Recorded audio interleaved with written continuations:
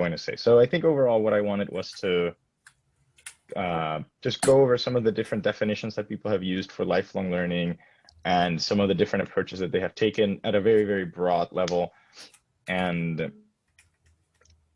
try to sort of put them together into the same light. So hopefully this will go in that direction. So the high level idea is we want to learn either of a single model or multiple models to handle sequentially arriving data. And this data is not IID, right? So the data that we sample at some time step is drawn from a different distribution than the data that we'll sample at a later time step. And typically, each of these distributions, so each DI, DJ, and so on, we consider it to be a separate task. This is not always the case, but most of the time. And then again, the learner may or may not be informed of changes in the task. So the learner may know that it's getting data from a new distribution, or it may be unaware of this fact and must discover it on its own. And so typically what you want in lifelong learning is, a few different things. You want to be able to quickly adapt to changes in the data distributions or to new tasks. You want to avoid forgetting the knowledge that has enabled you to learn the sequence of tasks that you have faced. You ideally would like your newly discovered knowledge to improve your performance on the earlier tasks. So for example, if you're learning to do something now that shares some piece of information that is useful for solving one of the earlier tasks that you learned in the past, then hopefully you should be able to leverage this to improve on the previous tasks without any retraining. You also want to be computationally efficient, so you want to avoid having to compute information on, say, a bunch of tasks simultaneously as you learn each new task, because that would grow as you learn more and more tasks over time. And you also want to be space efficient. So you typically don't want to create, for example, a completely new model for every new task, or there are techniques that even do more than that.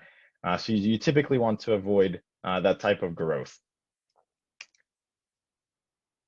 Okay, so that's just sort of the broad summary of the problem settings. Now I'm going to talk about broadly categorization into 4 broad categories. This is actually something I stole from Eric's talk. So you can separate lifelong learning approaches for the most part into 4 categories. And we're going to see a couple of other categorizations toward the end, but I'm going to focus mainly on these. So the first one, which was actually primarily born out of Eric's work, is multi-model approaches to lifelong learning. The idea is to construct a different model for each new task from a set of shared parameters or a set of knowledge that is shared across all tasks, but you still want to create a new model for each new task. And so we have as examples of those, the prominent ones would be ELA, the efficient lifelong learning algorithm, or progressive neural nets out of, I believe, DeepMind. And the focus of these approaches is to transfer this shared knowledge to learn more efficiently each new task. You also have single model methods. So as opposed to the previous one, you have a single model that will be used to solve all the tasks, perhaps with some task-specific parameters, say for having different classification outputs for each task. But in general, there's a single centralized model that needs to work for all the tasks. And the most prominent example of this is elastic weight consolidation. You have other ones like gradient episodic memory for experience replay or hard attention to the task. So these are some of the recent works. And this is where most recent work is focused on over the past couple of years, especially, I forgot to include that, especially trying to avoid catastrophic forgetting. So whereas multi-model methods tend to focus on transferring knowledge to more quickly learn new problems, single model methods tend to focus instead on the notion of trying to avoid how to try to avoid forgetting how to solve the earlier tasks. Another category is something is based on this notion of state prediction. So the idea is, can we take on in information about the current state, maybe the actions that we take on the world, and try to predict what will happen on the world. So what'll basically trying to predict the effects of my actions on the world. And to my knowledge, there's not a ton of work being done on this. There was this framework by Rich Sutton almost 10 years ago called HORD, and there's not a ton done on top of that in this lifelong setting. And the other one is structured learning problems. So these are very application-specific models learned for very concrete applications using a lot of domain-specific techniques. So the most I would say well-known one is the never-ending language learner. I think the date on that is wrong. And so today I'm not going to focus on the last two because, well, the first one doesn't have a ton of recent work, and the second one is very application-specific, so we don't really care. We're probably more interested in more domain-agnostic techniques. So I'm going to start by talking a little bit about multimodal methods. So the first one I'll discuss is the efficient lifelong learning algorithm. And I'm not going to go into a ton of detail into any of the methods. So at this, from basically from here on, feel absolutely free to interrupt me if you have any questions or if you want to go over any of the things I'm going to talk about. So the first assumption that Ella makes is that you can factorize task parameters theta t into two factors. The first factor is a shared repository of knowledge, a matrix L. And this matrix contains information that is useful for all the tasks that the agent encounters. And then a set of task-specific coefficients that map this shared knowledge into a task-specific model or a task-specific set of parameters theta. So the way these are learned is very simple. So first, the learner figures out what is the optimal set of coefficients given a fixed repository of knowledge L, and then it updates this L, this repository of knowledge, with any new information from the current task by using a second-order approximation to the multitask cost function. And this second step is critical because this enables the learner to adapt to the new task by modifying the repository of knowledge L, but it also prevents it from losing information from the previous task because it has the second order approximation to the full multitask cost function. So it can still keep around all the information from all the previous tasks. And this is a very general framework, and it has been extended in various directions. So there's work on policy gradient learning, on zero-shot transfer, on cross-domain reinforcement learning. So there's a lot of different variations or extensions to this algorithm. And I think you can, this is sort of the core of what multimodal lifelong learning does, because it keeps this idea. So we're trying to construct a model for each individual task, and we're trying to do it based on a piece of information that is shared across all the different tasks. So we're trying to construct task-specific models, but we're trying to do so in a way that leverages information from all the other tasks. So another big example is progressive neural nets. So this is a far more recent paper where the idea is you will try to learn a new neural network for each new task, and that specific neural net is going to be learned from scratch. So unlike in Ella, where you are going to construct the model from the existing shared knowledge, here you're going to train a new network from scratch. But the difference is that, so the difference from just training that individual network is you're going to draw lateral connections from all the previous tasks. So you're going to take all the networks from all the previous tasks, and you're going to draw connections to the new network, so then to the new task-specific network. So the con of this is that you need quadratically many parameters, which doesn't really scale well to the real lifelong learning setting where you face hundreds or maybe thousands of tasks. The pro is that it completely avoids forgetting. So since you never modify the previous task's networks, then there's no notion of forgetting. And it can also achieve transfer. So it can also enable faster learning or more efficient learning of the new task by leveraging the connections from the previous networks, right? So if those networks extract some, say, feature representation that is useful for the current task, then the learner can exploit that by drawing connections from those earlier networks. So there are a bunch of other approaches to this. So there's a tensor factorization approach, which is essentially a similar model to Ella that we saw a couple of slides back, but it's specific to deep neural nets, and it takes into account, say, convolutional nets and how to deal with different channel numbers and things like that. But it's only been done in the batch multitask setting, not in the lifelong setting. There's also DFCNN, so it's a way of creating convolutional nets in a lifelong learning setting, again, based on this notion of having a shared repository of knowledge from which you can construct a different task-specific model for each new problem.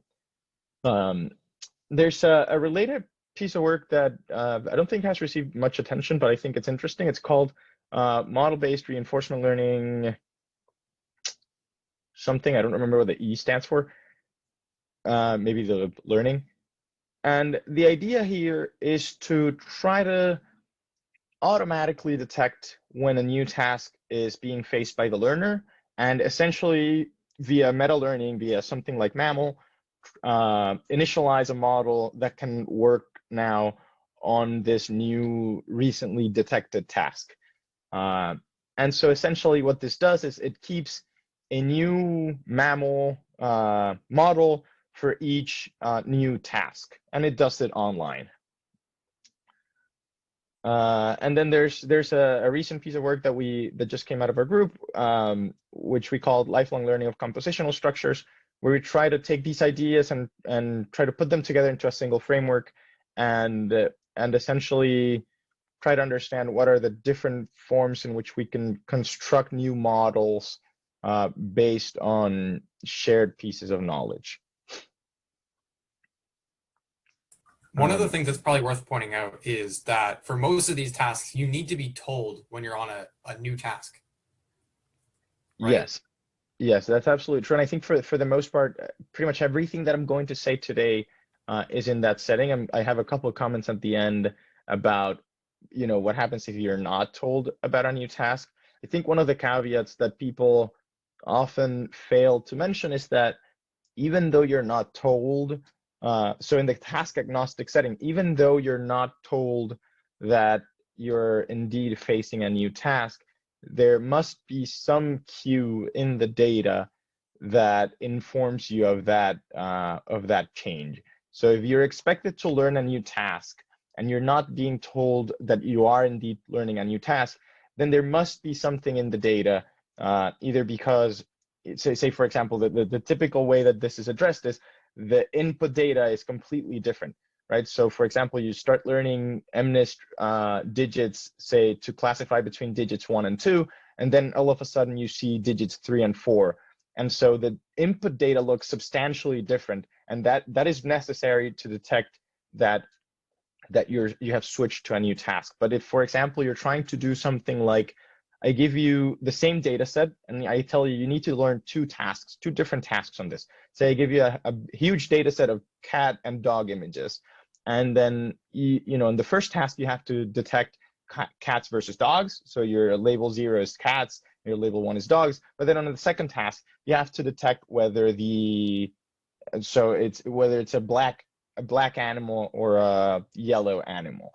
And so your label 1 is for black animals, your label 0 is for yellow animals. And now it's in this setting, it's much harder to detect when there's a change because your input data all looks exactly the same. Again, in this setting, your labels do change, so you can still leverage that information. But I think it's critical to point out that you need these sort of clear cues in the data to be able to tell these apart. So there's a really large and a bit it's got a long history to it as well. There's a big literature on change detection, and so this is an example of what's called context detection or change detection, where what you do is you just look at the stream of data that's coming in and you make predictions on it, and you see like, oh, my predictions are suddenly wrong. Okay. And then you can look, well, maybe that's just a noisy example. So then you keep going and you keep some kind of confidence about where the changes happened. And once you detect that a change has happened, then you have to go back and figure out where that change has happened in order to ascribe the stream of inputs that are coming in to the correct task for training. That's assuming that you're kind of learning, and you're essentially, it's a real online setting where what you're doing is you're getting an instance, you make a prediction on that instance, and you get the true label, and you can see whether you're wrong. It's much, much, much harder if you're not able to see whether or not your predictions are correct, in which case the only thing you can do is rely on differences from the data distribution. Nexting, I think, is like an example where you can do this, where if you're trying to predict what the next state is, you very easily get a ground truth label because you ultimately get the next state and you figured out that you were wrong. Exactly. Yeah. Yep. Okay. So if there's no more points on this multi-model setting, I'm going to move ahead to the single model setting. So like I said before, the single model setting is probably the most commonly studied one today. So there's this notion, there's essentially the problem that they're trying to solve is you have a big neural network and you're trying to sequentially learn to handle a bunch of different tasks. Most commonly, you'll still have a task-specific output layer because otherwise it's very, very hard, essentially. But it's not always the case that they have this task-specific output layer. So one of the most common techniques, and probably one of the earliest ones too, to avoid forgetting in this setting is parameter regularization. So the whole idea is you try to penalize deviations from the parameters of the earlier tasks, especially on directions that are deemed to be harmful for performance on those earlier tasks. And so the typical example of this is elastic weight consolidation. So it places a quadratic penalty where the weights of the quadratic are the Fisher information in each direction. And so what that does is it keeps some directions free if parameters are not very important toward performance. And then it places strong penalties for moving certain parameters that are critical for performance on the earlier tasks in new directions. And so there's a couple of extensions of this. So there's a lot of different ways in which these regularization terms have been defined, but essentially all these works try to do the same thing. They try to restrict the weights from changing too much based on some measure of importance of each of the weights. So one example of this is another example of this is hard attention to the task. So this is based on attention mechanisms, and it tries to essentially select a path through the network that only considers weights that have not been used too much by earlier tasks, and so they are essentially free for the new task to modify. And similarly, you have a synaptic intelligence approach. This is again very close to the elastic weight consolidation, but instead of based on a quadratic penalty, it's based on accumulated gradients and change information between parameters from throughout the course of training. So throughout the entire gradient descent process, they accumulate the gradients over time. Say I think they compute the running sum of the gradients and the running sum of the changes in parameters, and something like the product of that becomes the measure of importance of each parameter. That's again, it's a very similar metric than the Fisher information. It's not exactly the same, but it's the same idea. They're trying to measure how important is a parameter for performance on a previous task. Another approach, which is becoming a little bit more popular over the past couple of years, is functional regularization. So instead of penalizing deviations of the parameters, we penalize deviations on the behavior of the network directly. So rather than punishing changes in the parameters, we punish changes in the outputs of the networks. And so, for example, I think the first example of this is a framework called Learning Without Forgetting. And the idea is very simple. So whenever they get a new task, they take the data for that new task and they pass it through the network. that they have at the beginning of training, and they keep the outputs of that around as sort of pseudo labels. And then what they do during training is they combine the loss of the new task. The new task is simply you pass the data through your network and you measure how far the outputs are from the ground truth labels. But then you also measure the loss of the old task with respect to the outputs that you got at the beginning of training the current task. And so essentially what you're doing is you're using the predictions of the old task's network as labels for what the old task predictions should be. This of course assumes that the output, the number of labels of each task are the same, so that you can you can actually do this. And then you also have, so there's a more recent approach called functional regularization for continual learning based on Gaussian processes, which instead of passing data through a network keeps a, well, it actually kind of does the same thing, but it does it via Gaussian processes where you can keep a distribution or a belief of what the previous task's outputs would be.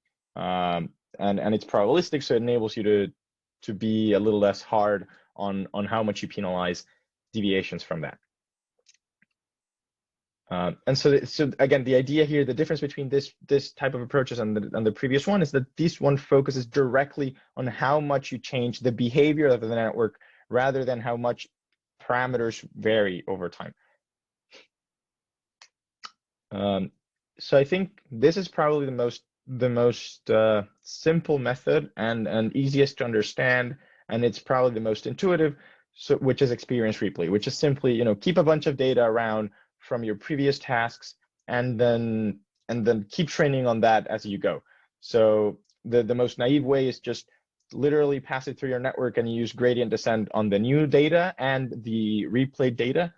And so that essentially brings the learning problem closer and closer to the multitask problem, right? If you keep the entire sample around, then you're back to the multitask setting, and if you only keep a fraction, you're somewhere in between true lifelong learning and multitask learning.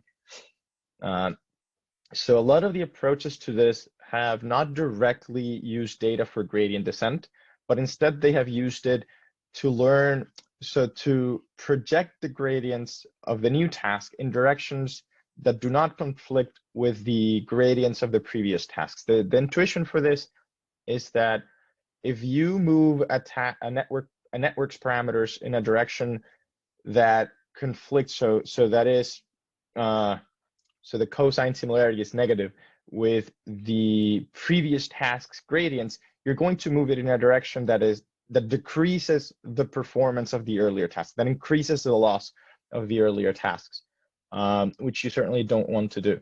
And so what these approaches have done is essentially try to project the gradient of the new task into directions that are not conflicting with the gradients of the previous tasks. This was all based on the assumption that if you literally just did replay, that was not a great idea, because you would overfit to the small sample that you stored in memory. It turns out that that's not actually true, at least in many cases. Even if you just keep a handful of examples, you still don't overfit to that. Basically, the point being that since you have a lot of tasks, then you don't really suffer from overfitting all that much. And then there's a nice paper, I didn't point to it here, but there's a nice paper that shows this in a variety of experiments, which is really cool.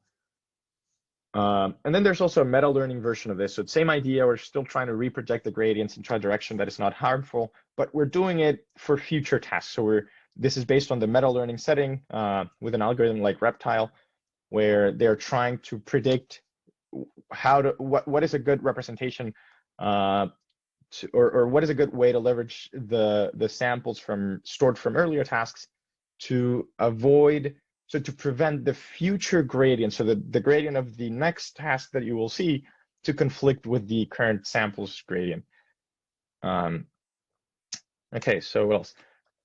So there's a very related line of work called that uses generative replay instead of experience replay to avoid forgetting. And so the idea is essentially, instead of keeping around a bunch of data, what the network will do is hallucinate examples from previous tasks. So you need a generative network to do this.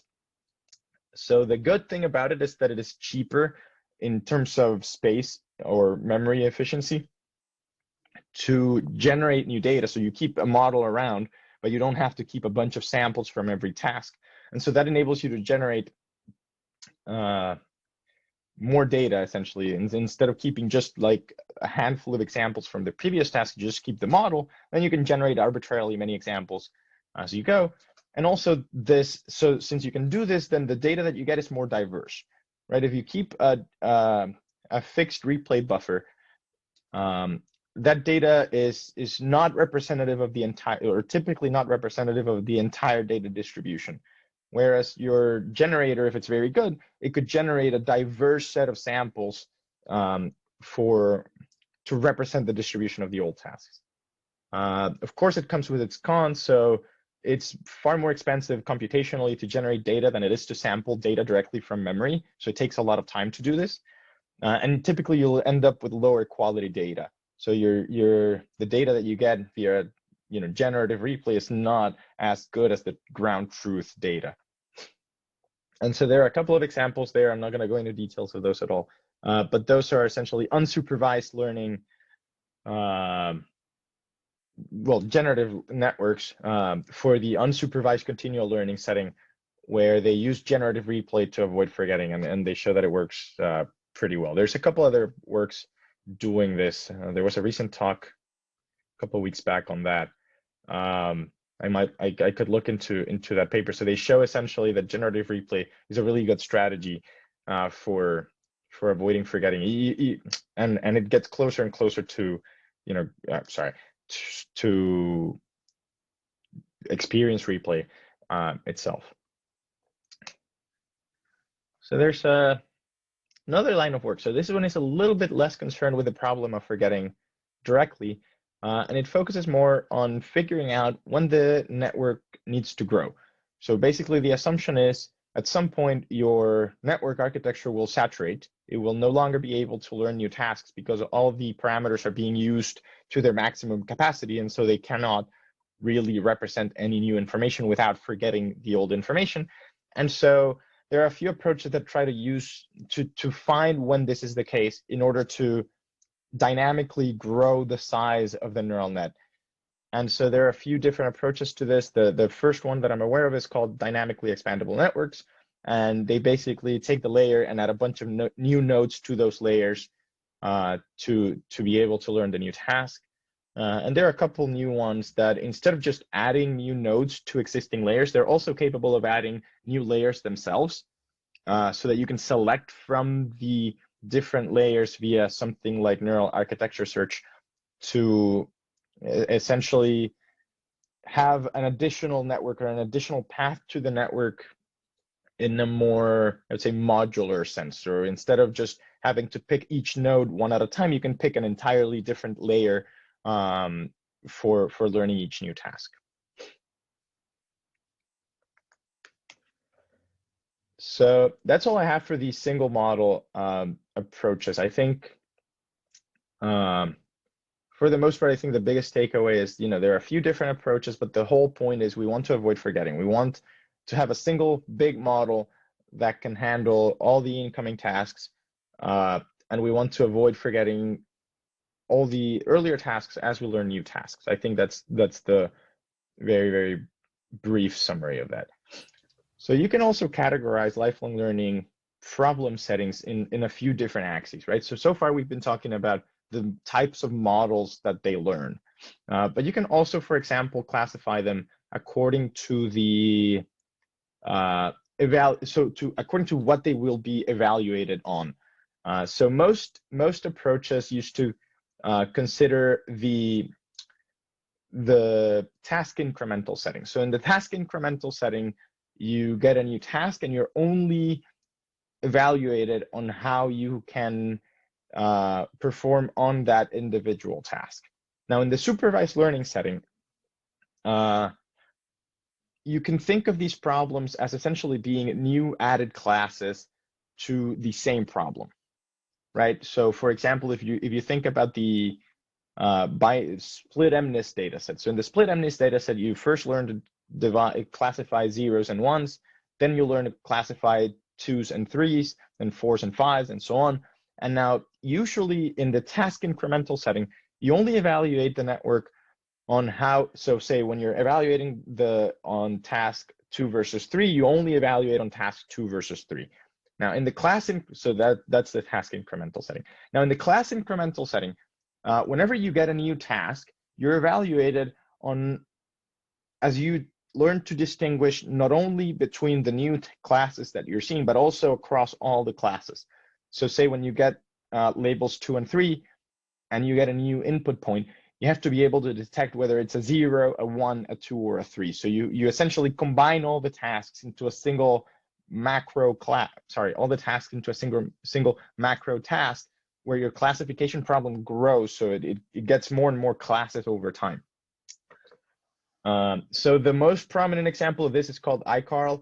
It's the incremental classifier and representation learning algorithm, and so as far as I know, it's the only approach that is explicitly designed to handle this setting. Most other approaches just use existing techniques or whatever technique they come up with, and they just apply to this class incremental setting. I've seen a small but significant push toward moving to the class incremental setting because it's harder. So the ability to distinguish between classes that you have never seen together. So in this class incremental setting, you've only seen zeros and ones at the same time, and then you saw twos and threes. You never saw, so you were never trained to distinguish a 2 from a 0 or a 3 from a 1, but you still have to be able to do this. So it's a harder setting, and there's a significant push toward going in that direction in the future. So again, this goes back to my caveat. This is only possible if you can distinguish the input data, and in this case, not only on the labels, but it has to be possible to distinguish the input data based on the input representation, right? So if you have the same data set, for example, to do the dog versus cat or big versus small tasks, it's impossible to do this together because you could have a big dog or you can have a big cat, and there's no way to tell these apart. So the class incremental setting is not applicable to every supervised learning problem. And that's an important caveat that I think has mostly been missed in discussions about class incremental versus task incremental learning. There's something in the chat, I think. Is there? Someone clarifying the name of mole. Oh, okay, cool. Okay, so that's one other categorization. The other one, which is the one that Kyle brought up about this notion of, the learner may not be aware of when it is facing a new task. And so this is not specific to any given setting, so you can do this in supervised, unsupervised, or reinforcement learning. And it's of course a more realistic setting to not be informed of when a new task is being solved. For the most part, still approaches, they are called task agnostic, not because they don't really consider tasks, but just because they're not told when a new task is being learned. But don't be fooled. This doesn't mean that there aren't strict task boundaries. Typically, they still exist, just that they're not informed to the learner. And so again, you need some information, like we were talking about before, to be able to distinguish when you switch it from one task to another, either again in the labels or in the input representation. I think I have one last one. So this is another relatively big one. There's some push to move into a non-stationary setting as well. So most work, and I think, yeah, the vast majority of the works that I've talked about so far are in the stationary setting. So you have a bunch of tasks, and they are all drawn from a stationary distribution. So you can think of like sampling all possible rotations of the MNIST digits uniformly across all possible rotations. So a perhaps more interesting setting is a non-stationary one where things change over time. It's more realistic, right? Because we live in a world that changes over time. And so tasks are not IID, tasks are not stationary. They change over time as things change in the world. And so, a very simple example of this is if you increase the rotation of the MNIST digits over time instead of sampling from all possible rotations. And so in this setting, I think there are two distinctions of possible non-stationarity. So it may be possible to predict these changes over time. So for example, in the MNIST rotation case, if you're smart enough, you could realize that, task after task, there's some increase in the rotation angle of MNIST, and you can leverage that to very quickly adapt to a new task or to when a new task will occur. But it may also be that the changes are unpredictable. So it might be, going back to simple benchmark examples, it might be that you have a learner doing classification of MNIST digits, and then all of a sudden you switch it to make classification of omniglot characters or fashion MNIST items. And so those are unpredictable. Those come at random times. And that is also a notion, there's also a notion of non-stationary distributions in there. And they, you could think that they probably require different techniques to handle each of those two. And so there's a bunch of recent frameworks that have been looking at this problem and trying to devise a problem formulation that captures, essentially every possible setting that lifelong learning could mean.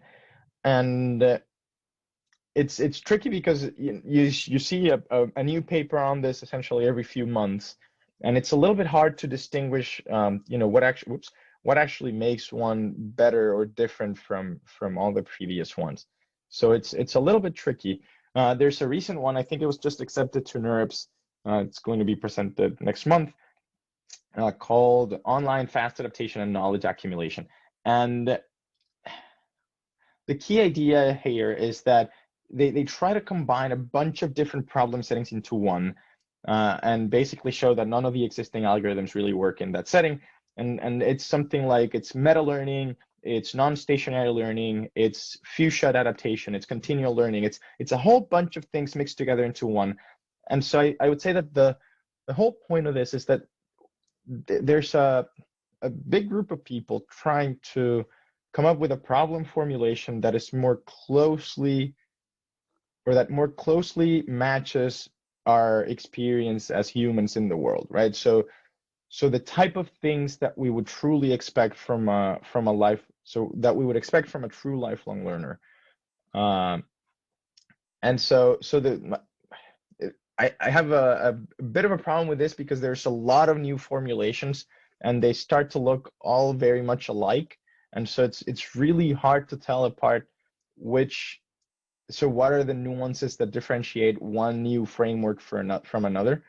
But I would definitely say that there's a push by the community to look into these more realistic problem settings that are not just sample a bunch of tasks IID from a distribution. Somebody tells you this is a new task and you try to learn to solve that task. Recently there's this push toward moving away from that, move toward task agnostic, move toward task class incremental, move toward non-stationary, move toward predicting changes over time, move toward zero-shot generalization. So a whole bunch of these things are being advocated for. I think it's the right way to go. I mean, we hopefully we will be able to get there soon, and we'll be able to find models that can handle all these realistic expectations.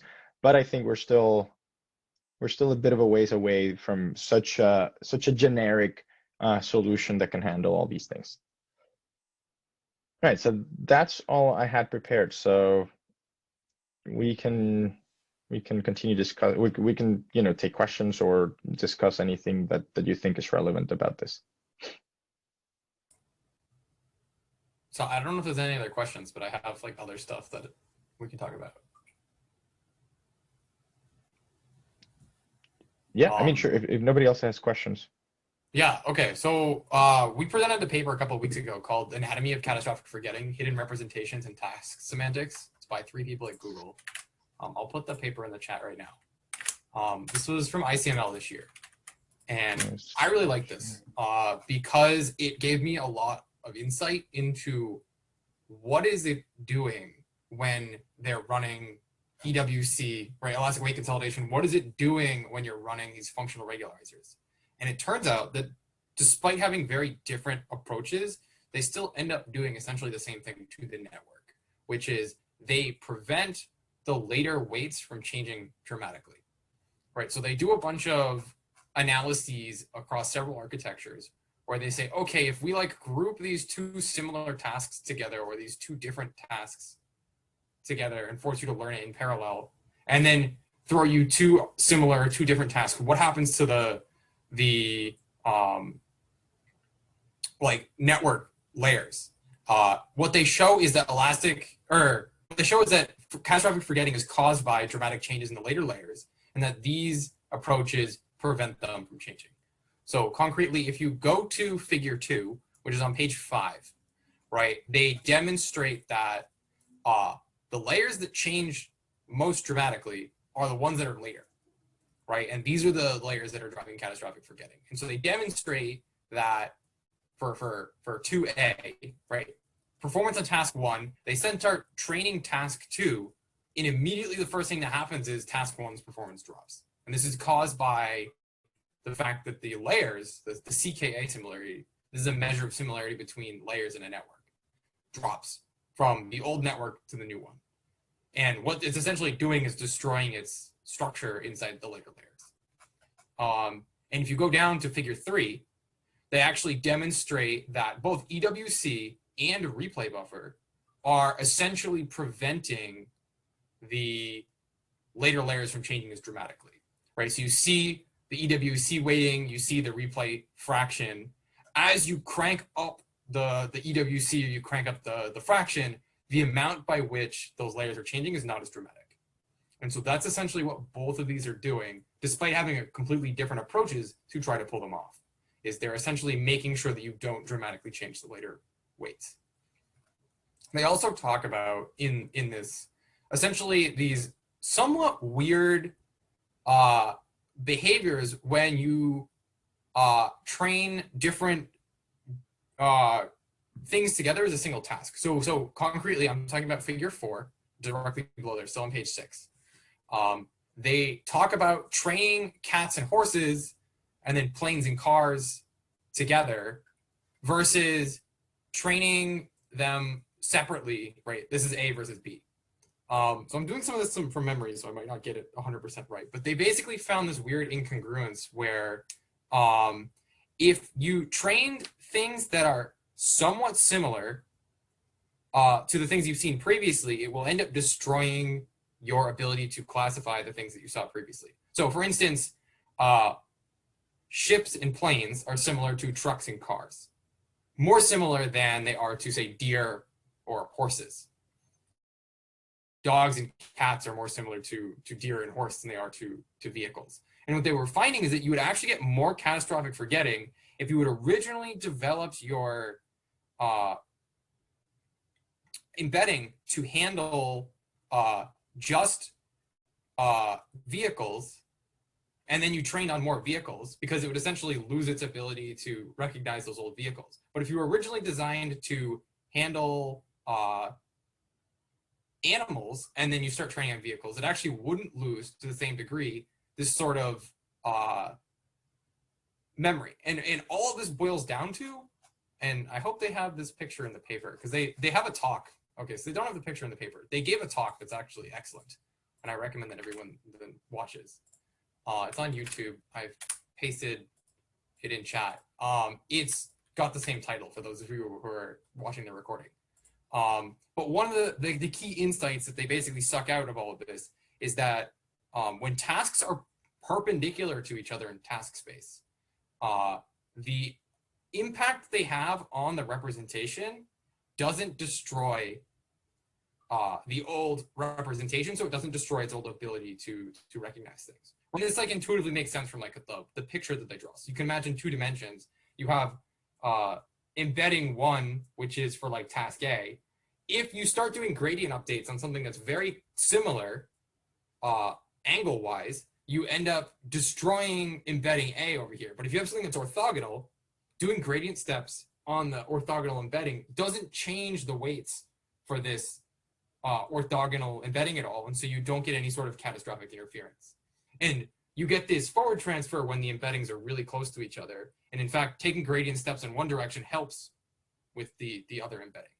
And so they talk about it using a 2-dimensional presentation in the video, but in the paper, they actually talk about these rotation matrices in higher dimensional space. So concretely, section 6.2, they talk about an analytic model for forgetting semantics. They're basically able to compute this rotation matrix between 2 embeddings and basically use that rotation matrix to talk about to what degree are you going to experience any sort of forgetting between these 2 tasks. And I thought that this was a very interesting analysis because it allows people to, I think, get a deeper insight into what it is that's actually drawing or causing this forgetting. So concretely, if you go to figure 5 on page 8, they talk about task similarity and its destructive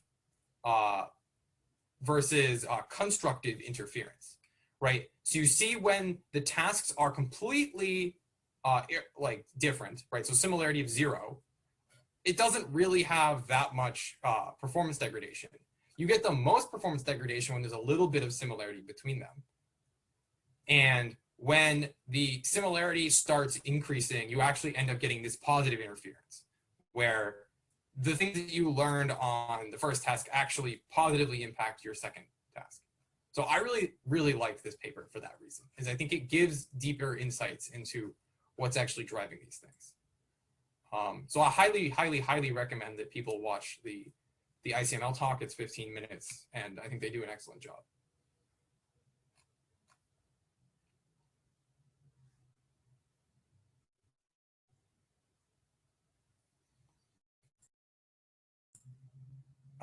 I don't know if anybody has any questions.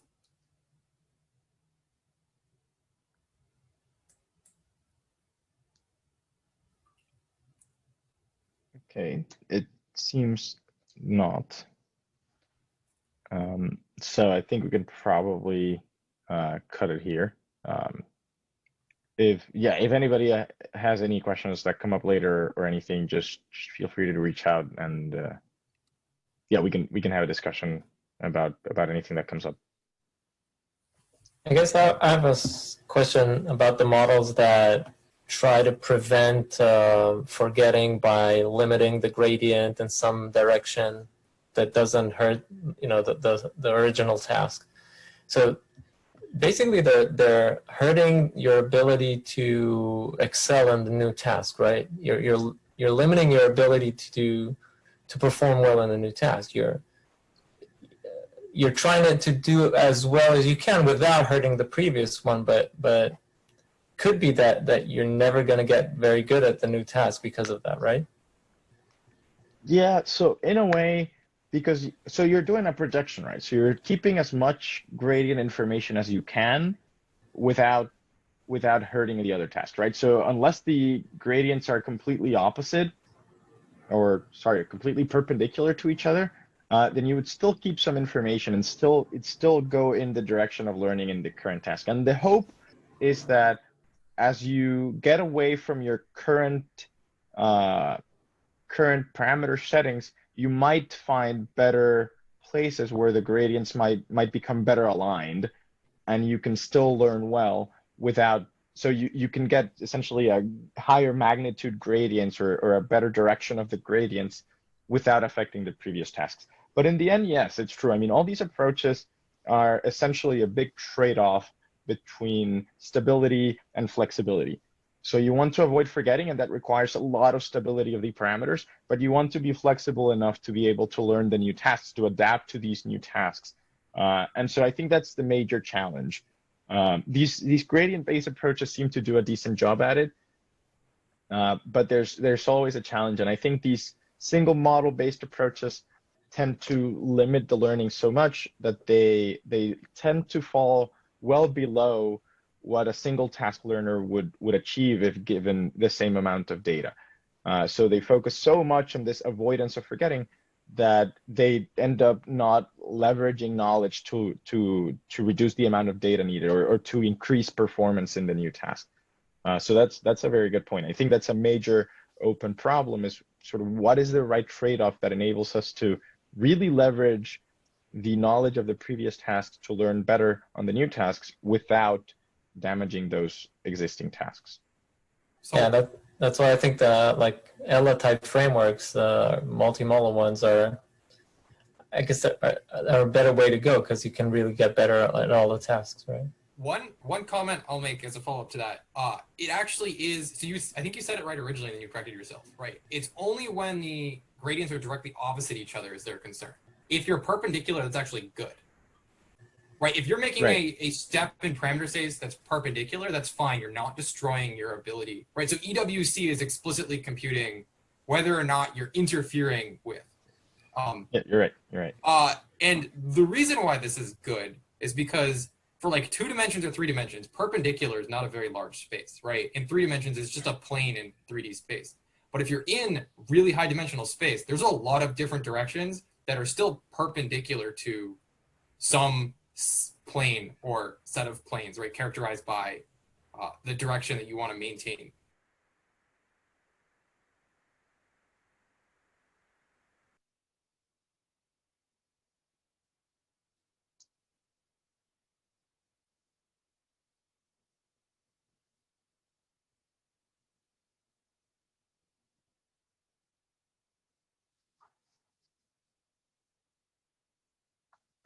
Pushing stuff into, you're pushing updates into. And so if that shared knowledge is used by multiple models from the past and you destroy it in some way, then yeah, it's disrupting it.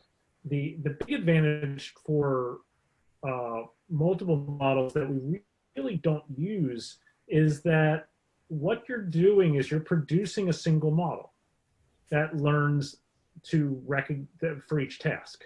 And so they are severable too, meaning even if you're training them in a large set, you can still separate those models out, independently verify each of them, and choose to keep a single model fixed by selectively cloning particular parts of the shared knowledge. And we don't do any of that, but that's a really useful thing for practical applications with this stuff.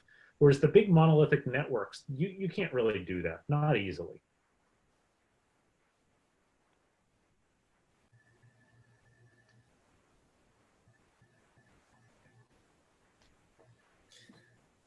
Okay, and then just one small comment. If at some point in the future you'll have a meeting on multi-agent lifelong learning, I would also be interested to participate. So if you can announce that, I'll be happy to join.